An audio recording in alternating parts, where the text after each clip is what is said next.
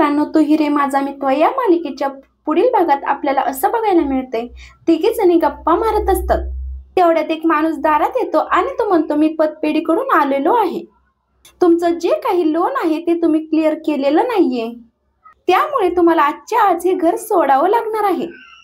तुम्ही या घराच्या बाहेर निघा, तुमच्या घरावर आम्ही जप्ती आणलेली आहे.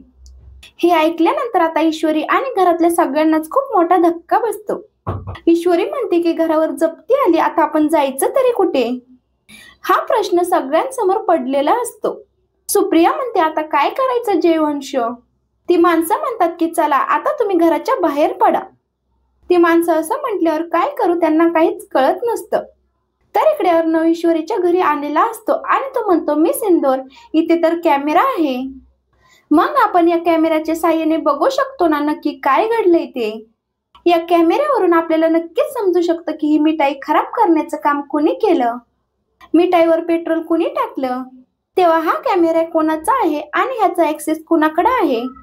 तेव्हा ती म्हणते की हो, हा कॅमेरा राकेशजींनी लावला होता, याचा ऍक्सेस पण राकेशजींकडेच आहे, त्यांच्याकडेच दिसतं सगळं.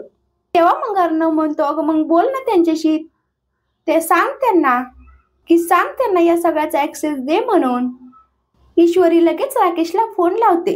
राकेश म्हणतो, ईश्वरी मी जरा कामामध्ये आहे.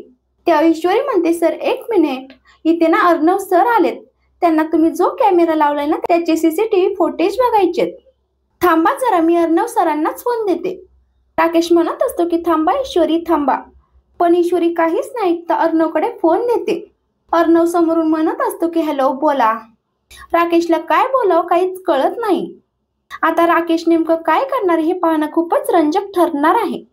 अशाच मालिकेचे पुढील अपडेट जाणून घेण्यासाठी आपल्या चॅनलला नक्की सबस्क्राईब करा. धन्यवाद.